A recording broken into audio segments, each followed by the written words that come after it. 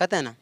तो हम यहाँ दो वर्ड बोल दिए हैं, आप लोग थोड़ा ध्यान दिए होंगे तो पता चला होगा। हमने कहा है वर्ण या ध्वनि। क्या आपने कभी सोचा या किसी से पूछा ये वर्ण क्या है और ध्वनि क्या है? दोनों में याद कर रहे हैं, मतलब दोनों को एक दूसरे के लिए प्रयोग कर सकते हैं। वर्ण भी कर सकते हैं और ध्वनि भी कर सकते हैं। तो वर्ण और ध्वनि में क्या अंतर है? और यदि अंतर है नहीं तो फिर दोनों वर्ड आखिर है क्यों? आखिर दोनों वर्ड है क्यों? क्या इसमें कोई अंतर है? आप लोगों को पता है कि नहीं?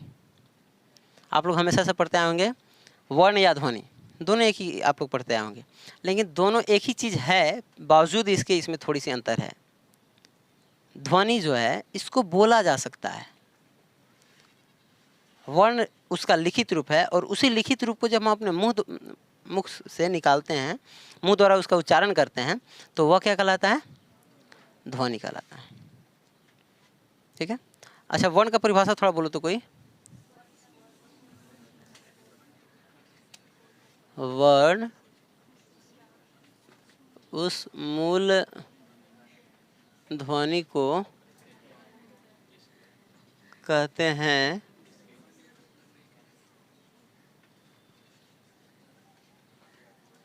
खंड या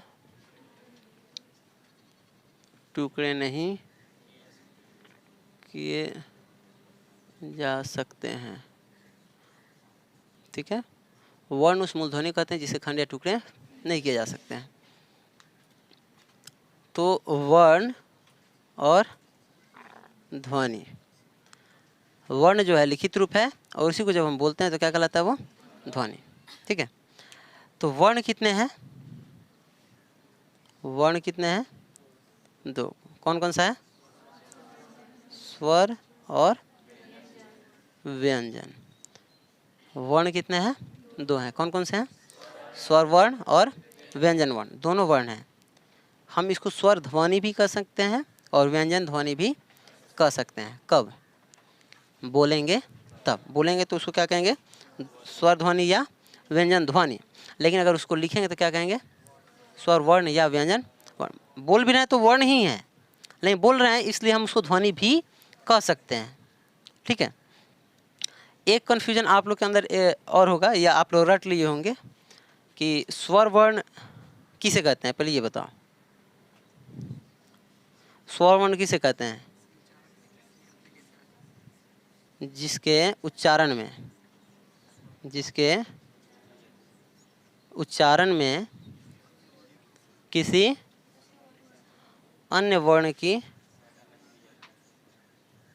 सहायता नहीं ली जाती है, या जिसका उच्चारण बिना किसी दूसरे वर्ण के सहायता से होता है। जिसका उच्चारण बिना किसी दूसरे वर्ण के सहायता से होता है उसको हम स्वर वर्ण कहते हैं। आप स्वर वर्ण को दो तरह से परिभाषित कर सकते हैं, या तो ऐसे कर लें कि जिसके उच्चारण में किसी दूसरे की सहायता नहीं ली जाती है, या जो स्वतंत्र रूप से उच्चारित होता है। जो स्वतंत्र रूप से उच्चारित होता है मतलब कि खुद से उच्चारित होता है, उसके लिए किसी की जो हेल्प की ज़रूरत नहीं है, उसको क्या कहते हैं? स्वर वर्ण कहते हैं। और जो स्वर वर्ण के मदद से उच्चारण किया जाता हो उसको क्या कहते हैं? व्यंजन वर्ण।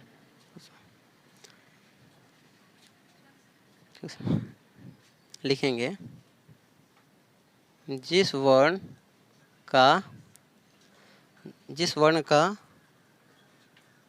उच्चारण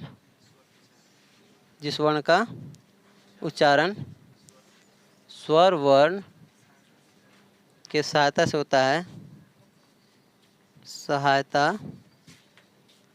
होता है उसे व्यंजन वर्ण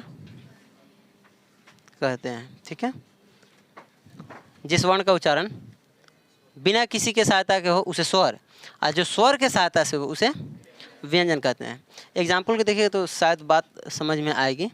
जैसे कि आप पढ़ के देखें अ स्वतंत्र है, इसको बोलने के लिए किसी की कोई ज़रूरत नहीं है। वही हम बोले आ अंत में भी क्या आ रहा है? आ। आप आधा घंटे तक एक ही वर्ण को बोलते रह जाओ, मुंह बा करके आ के लिए रह जाओ। आधा घंटे बाद भी अगर आप बोलते रह जाते हो तो लास्ट में आपको क्या सुनाई देगा? आ ही सुनाई देगा। चाहे फर्स्ट में सुनो, लास्ट में सुनो, बीच में सुनो, कहीं भी सुनो। जैसे मान लो आ इतना छोटा है, इसको लंबड़ा के हमने इतना बड़ा कर दिया, यहाँ बोलना शुरू किया, यहाँ ख़त्म किया, यहाँ क्या सुनाई देगा? बीच में क्या सुनाई देगा? और यहाँ और अंत में भी। तो ये हर जगह वही है, मतलब इसमें किसी की मदद नहीं ली जा रही है। तो इसको क्या कहेंगे? स्वर वर्ण, क्योंकि इसके उच्चारण में किसी दूसरे की मदद नहीं ली जाती है। ठीक है, अब देखो थोड़ा सा क बोल के दिखाओ, थोड़ा सा इसको और लंबड़ाओ। क, अंत में क्या आ रहा है? शुरू में क्या बोले थे? क। क शुरू में क बोले थे, लास्ट में क्या? क। अंत में अ आ रहा है। तो यहाँ स्पष्ट पता चल रहा है लास्ट में अ आया, इसका मतलब इसमें अ की मदद ली गई, ली गई ना। तो इसको कहेंगे क्या चीज़? व्यंजन वर्ण। ख, इस विचार के साथ भी वही है। अंत में क्या आ रहा है? इसका मतलब है ये इसके सहायता से लिखा या बोला जा रहा है ना। तो जिसका उच्चारण खुद से हो, स्वतंत्र रूप से हो, उसको कहेंगे हम स्वर वर्ण। और जिसका उच्चारण स्वर वर्ण के सहायता से हो, उसको कहेंगे व्यंजन वर्ण। ठीक है, तो अ जो है वो स्वर वर्ण है, और जो क ख ग है वो क्या है? व्यंजन वर्ण है। ठीक है, अब आपको यहाँ एक चीज़ देखने को मिलेगा। आप लोग स्वर कितने जानते हैं? अ, आ, हर्ष ई, दीर्घ ई। आप इसको छोटी ई बड़ी ई भी कह सकते हैं। हर्ष उ, दीर्घ उ, छोटी उ बड़ी उ भी कह सकते हैं। री, ए, ओ, औ, अन, अह। अब यहाँ गड़बड़ हो जाता है, अंग अह नहीं होगा आप लोग के अनुसार। और हम भी एक बताएंगे कि अन अह नहीं है, लेकिन है। कुछ मामलों में इसको ऐड कर लिया जाता है, कुछ मामलों में नहीं किया जाता है। और यहाँ पर एग्ज़ाम में एक ऑब्जेक्टिव आप लोग गलती कर लेते हैं। वो पूछता है और आप फटाफट दो छाँट करके लगा देते हैं। कई लोग 3 गो यानी री को भी छाँट देता है, जो कि गलत है। आप इसको नहीं छाँट सकते हैं। अब क्वेश्चन के हिसाब से देखेंगे कि छाँटा जाएगा या नहीं। वो तो कुछ ही पूछता है, आप बस यही जानते हैं कि 2 गो नहीं है, लेकिन ये 2 कभी काल लिया भी जाता है और कई बार इसको छोड़ भी दिया जाता है। तो किस कंडीशन में छोड़ दिया जाता है, किस कंडीशन में इसको रख लिया जाता है, इसको देखते हैं। कई लोग तो आपको वर्ण बताएंगे 3 है। एक आ जाता है इधर अयोग वाह, आयोग वाह या अयोग वाह, आ नहीं होगा ना। चलिए, तो ये हम यहाँ पे ऐड नहीं करेंगे, हम 2 ही याद रखेंगे। वर्ण कितने हैं? 2। एक तो स्वर है, दूसरा व्यंजन है। स्वर तो देख लिए अ है, और व्यंजन इसके बदले जो क ख वगैरह आता है सब वो है। तो यहाँ पर अ हमने लिखा 1 2 3 4 5 6 7 8 9 10 11 12 13, है ना? संख्या ठीक है, देख लो एक बार। ठीक है, अब यहाँ पर क्या है, अगर क्वेश्चन आपसे पूछ रहा है कुल स्वरों की संख्या कितनी है, कुल स्वरों की संख्या कितनी है, कुल पूछा है, तो यहाँ से यहाँ तक पूरा ले लो। कितना है? 13 है। ठीक है, अगर सिर्फ पूछे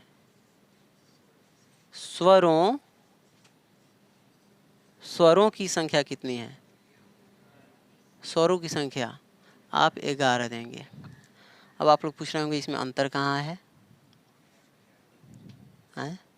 तो पूरा पूछ रहा है, आधा कहाँ कहा है? ये आधा भी तो नहीं कहा है। देखो ऐसा है, स्वर वर्ण का पहचान है कि वह दूसरे की मदद करेगा, दूसरे के साथ जुड़ेगा और उसके अर्थ में बदलाव लाएगा। ये स्वर वर्ण की पहचान है, स्वर वर्ण की पहचान है। और दूसरे के साथ जुड़ेगा और उसमें थोड़ा सा क्या ला देगा? बदलाव। स्वर वर्ण का ये पहचान है। एक और पहचान है कि इसका अपना जो है मात्रा होता है, अ को छोड़कर। सिर्फ अ का कोई मात्रा नहीं होता है, वो सबके साथ लग जाता है पीछे पीछे। लेकिन अ के अलावे जो भी स्वर वर्ण हैं उन सब का अपना अपना क्या होता है? मात्रा होता है। मात्रा समझते हैं? क्या होता है मात्रा? नीमक समझते हैं? कौन सब्जी में डाला जाता है? मरचा देखते हैं? कौन सब्जी में डाला जाता है?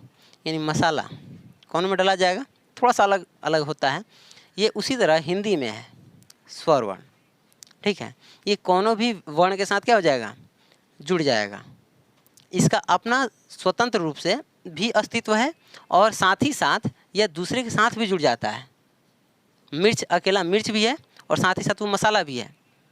उसको आप स्वतंत्र रूप से मिर्च के तरह भी यूज़ कर सकते हो, डायरेक्टली खा सकते हो, या किसी दूसरे सब्जी में ऐड भी कर सकते हो। आलू के कोनो सब्जी में दूसरा में ऐड कीजिएगा तो क्या हो, वो ऐड हो जाएगा। हाँ हाँ, करने को तो कुछ भी कर सकते हैं, लेकिन वह स्वतंत्र रूप से एक अलग सब्जी माना जाता है। ये सही कहे। तो यहाँ स्वर वर्ण के साथ वैसा ही है। स्वर वर्ण जो है किसी वर्ण के साथ जुड़ेगा और उसके अर्थ में क्या कर देता है, बदलाव ला देता है, जबकि व्यंजन वर्ण के साथ ऐसा नहीं है। अब देखिए, इन सब का अपना अपना मात्रा होता है। जैसे कि अ का कोई मात्रा नहीं होता है, आ का मात्रा होता है क्या, आकार होता है। हर्षई का मात्रा क्या होता है, हर्षिकार बोलते हैं इसको ना, इसको हर्षिकार या छोटी ई कह सकते हैं आप। ये बड़ी का जो दीर्घई की जो मात्रा है वो दीर्घिकार होता है। ये हर्षऊ का मात्रा हर्षुकार होता है। और ये जो दीर्घऊ का मात्रा है वो, और री का मात्रा ऐसे होता है ना। ए का मात्रा एकले होता है और ए का मात्रा क्या होता है, दुल्ला होता है। ओ का मात्रा जो होता है एगो आकार एगो एकले हो जाता है। औ का जो मात्रा है एगो आकार दूगो एकले होता है। अन का मात्रा अनुस्वार होता है और अ का मात्रा। अब यहाँ पर बताओ, वर्ण का हमने पहचान बताया है कि अनुस्वार भी होता है और विसर्ग भी होता है। तो इस तरह से हम देखें तो ये वर्ण है ना। लेकिन ये अकेला रहता है स्वतंत्र रूप से तो भी अपना एक अलग, देखो क्या है कि अन जो है स्वतंत्र रूप से भी है और दूसरे के साथ ऐड भी हो सकता है। लेकिन जब व्यंजन में इसको रखने जाओ कि नहीं ये व्यंजन है, तो पता चलता है, इसको उच्चारण करो अन, तो ये उच्चारण करने पर या यहाँ देख रहे हैं कि इसका क्या है, मात्रा है, अन का मात्रा है ना यहाँ पे, अ का भी यहाँ मात्रा है। तो मात्रा किसका होता है, मात्रा किसका होता है, स्वर का होता है। मात्रा हमेशा किसका होता है, स्वर का होता है। तो यहाँ पे इसका मात्रा है इसलिए क्या है, स्वर है। लेकिन कुछ गुणों के कारण हम इसको व्यंजन में नहीं रख पाते हैं और कुछ कमी के कारण इसको स्वर में भी ना रख पाते हैं। तो इसके लिए एक अलग खंड बना दिया गया और उसको क्या कह दिया गया, अयोग वाह, अयोगवाह या अयोग्यवाह, अयोगवाह बोलते हैं उसको, ठीक है। और अयोगवाह की संख्या कितनी होती है, 2 होती है। कौन कौन, अन और अ। अयोगवाह कितने होते हैं, अन और अ।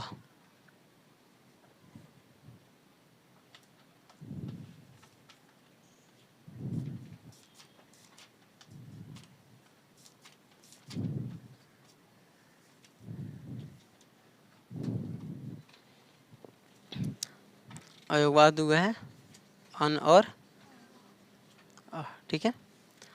तो इस तरह से अब एग्जाम में आएगा तो देख करके लगाना है। कुल स्वरों की संख्या पूछेगा तो, स्वरों की संख्या पूछेगा तो अयोगवाह की संख्या कौन कौन, अन और अ।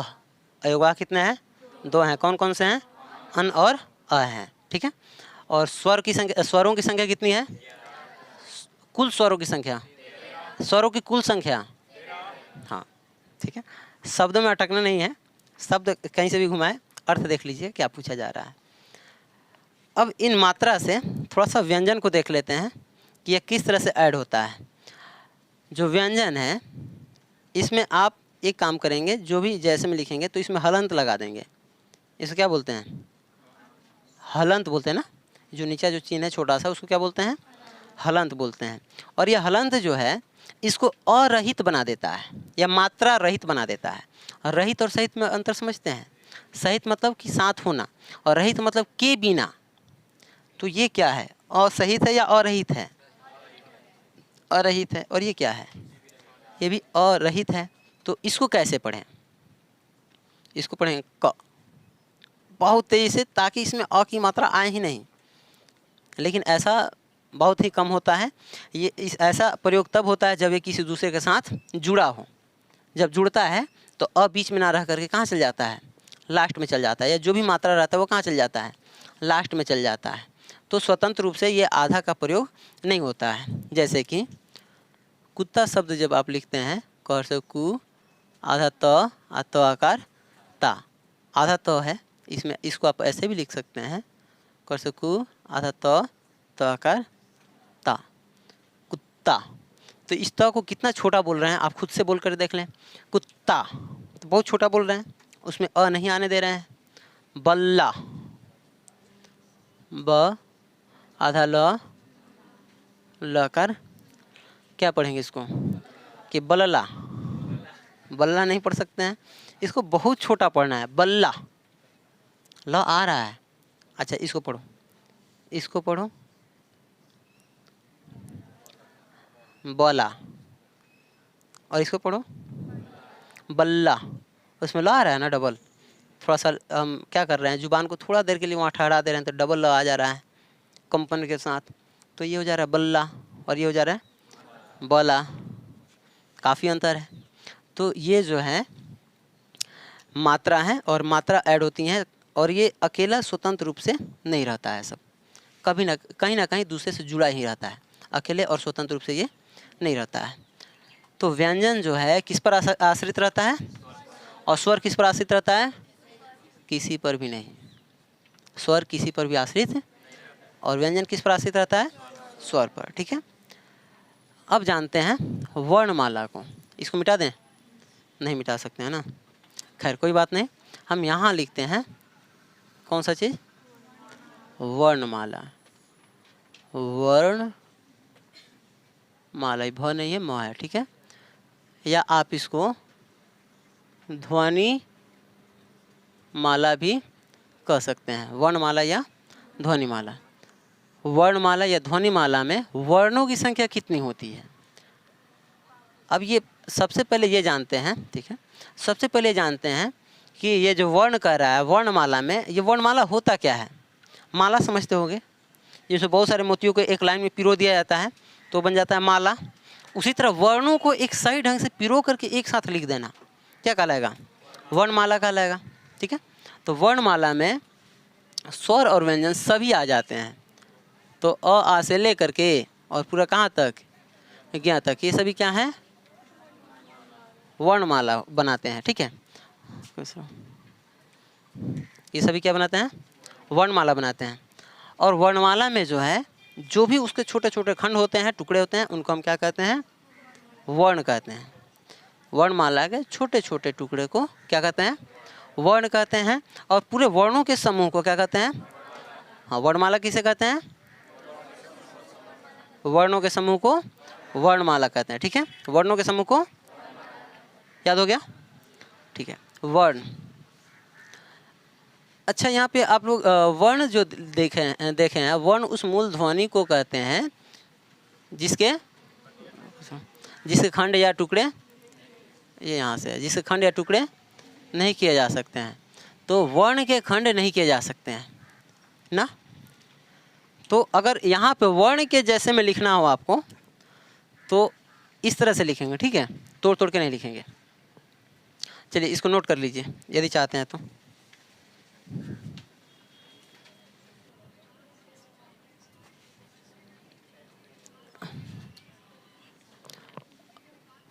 अब वर्णमाला में वर्णों या ध्वनियों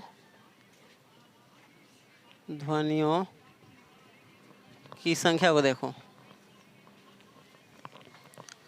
ध्वनि और अक्षर दोनों की संख्या अलग अलग बताई गई है। बोलने के आधार पर कुछ चीज़ें सिमिलर हैं, एक जैसी हैं। इसके वजह से बोलने के आधार पर वर्णों की संख्या क्या हो जाती है, कम हो जाती है।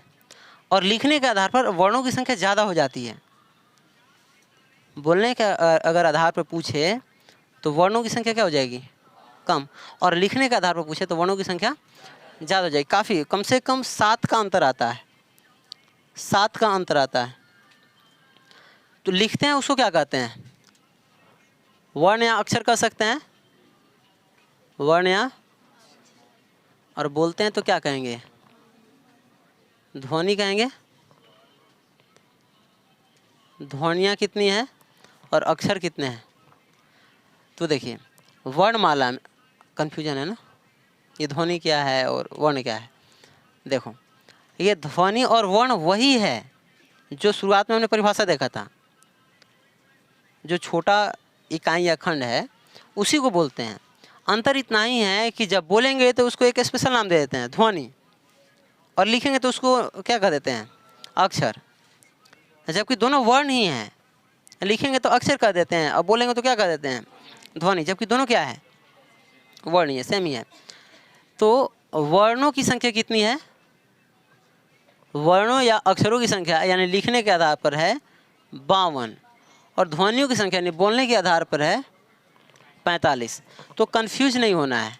जब आपसे पूछे वर्ण या अक्षरों की संख्या तो आप कहेंगे कितना है 52, पूछे ध्वनियों की संख्या तो कितना है 45। इसमें कंफ्यूज नहीं होना है, समझे। अब ये क्या क्या है और कौन कौन से है ना, इसमें आप क्या करो पहले इसमें देख लो। इसमें अ लिख लेना अ तक, इसमें री को छोड़ देना, ठीक है। उसके बाद में क से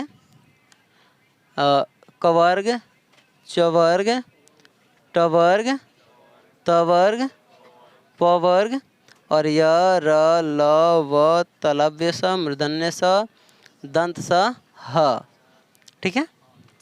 यहाँ तक छ इसमें भी बोल रहे हैं, छ इसमें भी बोलेंगे, तो बोलने में कहाँ बहुत ज़्यादा अंतर है, थोड़ा सा अंतर होता है तो उसको एक ही मान लिया जाता है।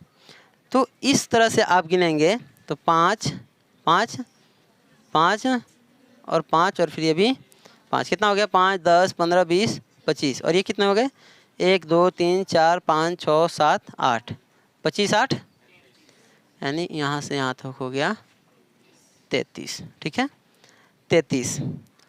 और ये 13 होता है ना टोटल, 13 में से री हटा दिए तो कितना बचा, दोनों को जोड़ दो 5 4 45 आ गया। यानी ध्वनियों की संख्या कितनी है 45 है, ठीक है। ध्वनियों की संख्या कितनी मानी जाएगी 45।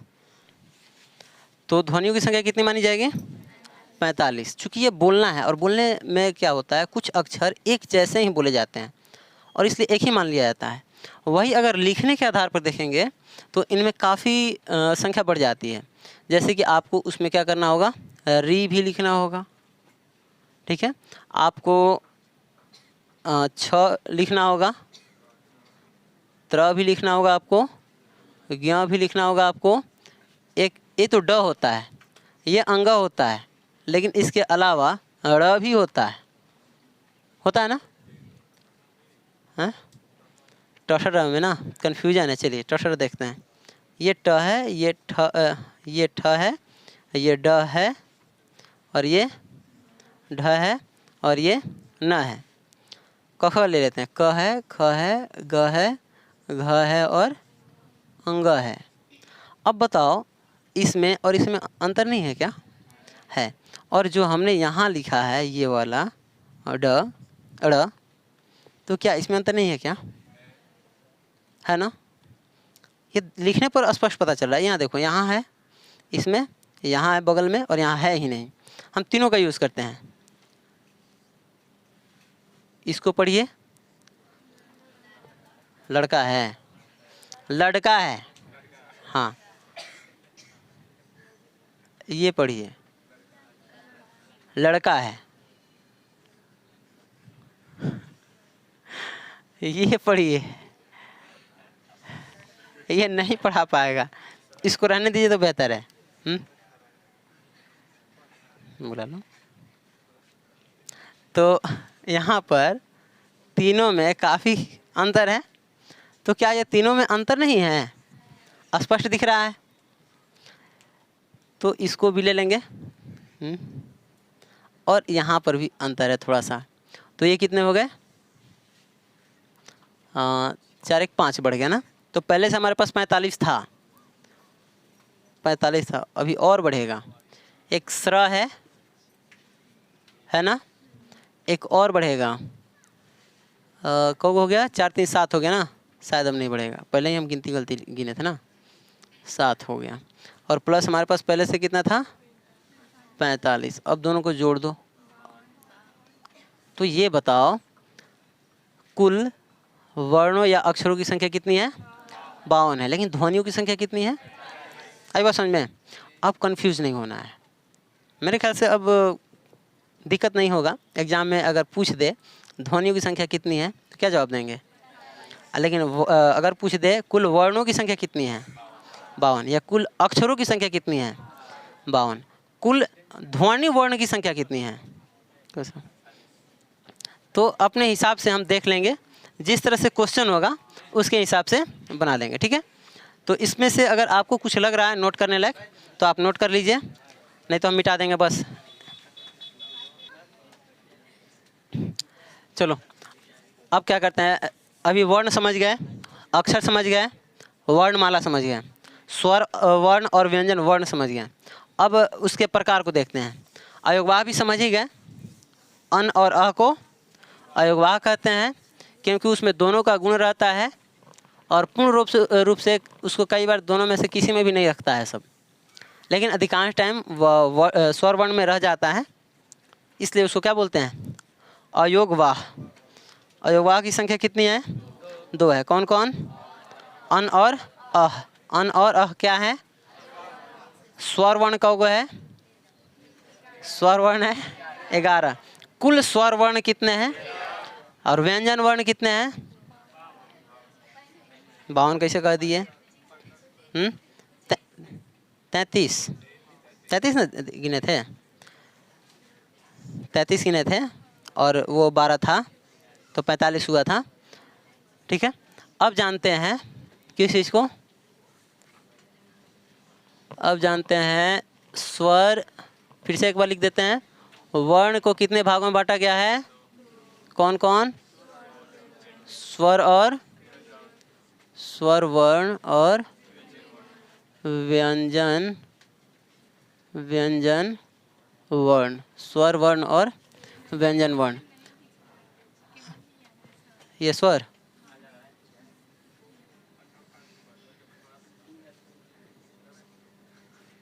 ठीक है, स्वर वर्ण और व्यंजन वर्ण। और स्वर वर्ण जो है, ये जो स्वर वर्ण है इसको भी 2 भागों में बांट दिया गया है। इवन कई लोग जो है इसको 3 भाग में भी बता देते हैं। कई लोग 3 भाग में भी इसको बांट देते हैं और आप चाहें तो 4 भाग में भी बांट सकते हैं, लेकिन ये सही नहीं होगा। आपको 2 ही भाग इसके पढ़ने चाहिए। ठीक है एक होता है ह्रस्व स्वर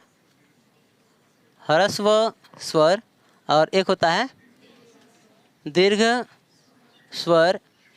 देखिए, आप अर्थ को समझिए। यदि आप शब्दों को रटने लगेंगे तो आप फिर याद नहीं कर पाएंगे, इतनी सारी चीज़ें हैं। आप अर्थों को समझेंगे फिर आपको आसानी से याद हो जाएगा, याद करने की जरूरत ना पड़ेगी। ह्रस्व मतलब होता है छोटा, छोटा स्वर, या छोटा को लघु भी बोलते हैं, लघु स्वर। ठीक है, ह्रस्व मतलब क्या होता है? छोटा या लघु। ठीक है, दीर्घ मतलब होता है बड़ा। दीर्घ मतलब क्या होता है? बड़ा। दीर्घ मतलब होता है, इसको गुरु भी बोलते हैं। गुरु मतलब टीचर वाला नहीं, गुरु मतलब बड़ा होता है। तो दीर्घ को आप बड़ा स्वर या गुरु स्वर भी कह सकते हैं। ठीक है, चूँकि आपकी किताब में यही 2 शब्द देखने को मिलेंगे तो हम ज़्यादा इस पर ही चर्चा करें तो ज़्यादा लाभदायक होगा शायद, क्योंकि एग्ज़ाम में तो यही आपको लिख के आना है और क्वेश्चन भी यहीं से पूछेगा। बहुत हाई लेवल का पूछता नहीं है आप लोग के बोर्ड एग्जाम में। तो स्वर कितने हैं? 2 हैं। कौन कौन से? ह्रस्व स्वर और दीर्घ स्वर। ठीक है, अब इसमें जो है एक चीज़ और है, आप लोग को एक वर्ड जान लेना चाहिए। मूल में दीर्घ होना चाहिए ना, मूल स्वर, मूल स्वर। ठीक है, मूल मतलब ओरिजिनल, उन्हीं की वजह से और बने हैं और ये खुद अकेला है तो उसको क्या बोलते हैं? मूल स्वर। जैसे कि अ हो गया, अ से आ बना, तो इसका जो मूल है, जो जड़ है, जो ओरिजिनल है वो कौन है? अ है, तो अ मूल स्वर है। हर्ष ई या छोटी ई कह लो, ये क्या है? मूल स्वर है। इसकी वजह से बनता है कौन? दीर्घ ई। आई बात समझ में? हर्ष उ, ये भी क्या है? मूल स्वर है ना। री हो जाएगा। अब कई लोग सोच रहे होंगे ई क्यों, ए क्यों नहीं लिखे हैं, ए क्यों नहीं लिखे हैं? थोड़ा सा इसको पढ़िए तो।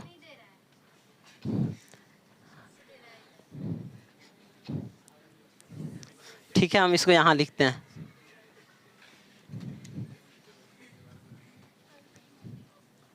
मूल स्वर। ठीक है, क्या पढ़ रहे हैं? मूल स्वर। मूल स्वर मतलब ओरिजिनल स्वर होता है। क्या है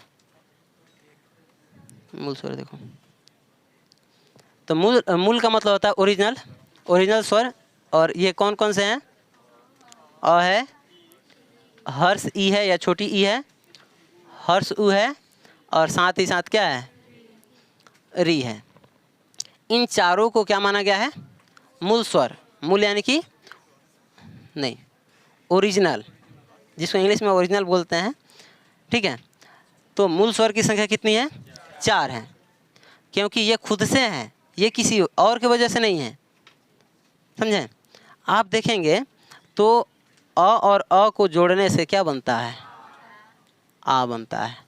तो ये तो मूल नहीं ना है, ये ओरिजिनल नहीं है, ये तो अ के मिलने से बना, स्वयं थोड़ी ना है। तो उसी तरह से आप हर्ष ई और हर्ष ई को जोड़ेंगे तो क्या बन जाएगा? तो ये भी मूल नहीं है, नहीं ना है। आप अ और ई को जोड़िए तो क्या बनेगा? नहीं समझ में आ रहा है? आप बोल के देखें, क्योंकि ये आप लोग जो पढ़ रहे हैं हिंदी, हिंदी एक भाषा है, और भाषा को क्या किया जाता है? बोला जाता है। तो जितना अच्छा और जितना ज़्यादा बोलिएगा उतना भाषा समझ में आएगी। तो अ और ई को पढ़िए। क्या होगा? आई, आई, तो यही हो जाएगा ऐ, यानी ए। अब वही दीर्घाई जोड़ दीजिएगा तो क्या हो जाएगा? ऐ, ऐ, तो वो ऐ बन जाएगा। आई बात समझ में? तो ये भी स्वतंत्र नहीं है, दूसरे से मिल करके बना है। आई बात समझ में? तो जो खुद से बना हो, खुद से स्वतंत्र हो, खुद से उत्पन्न हुआ हो, किसी दूसरे पर आश्रित हो ही नहीं, तो उसको क्या कहते हैं? मूल स्वर।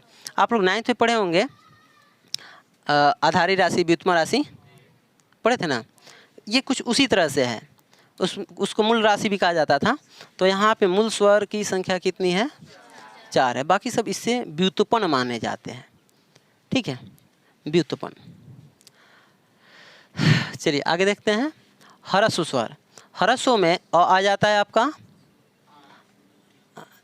हर्ष ई आ जाता है, हर्ष उ आ जाता है, और री आ जाता है।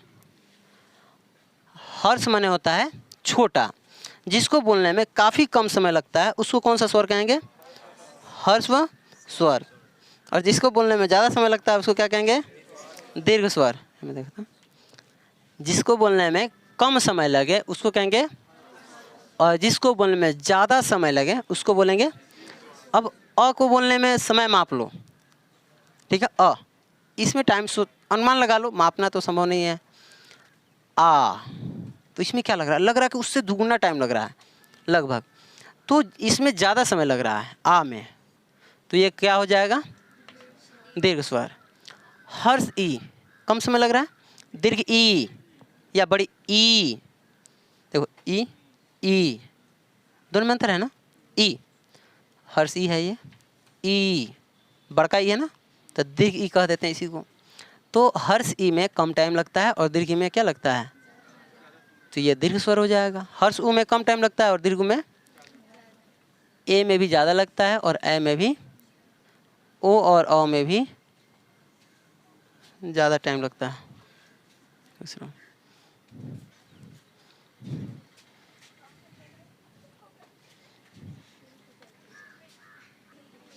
चलिए, तो इसको बोलते हैं ह्रस्व स्वर और इसको क्या बोलते हैं?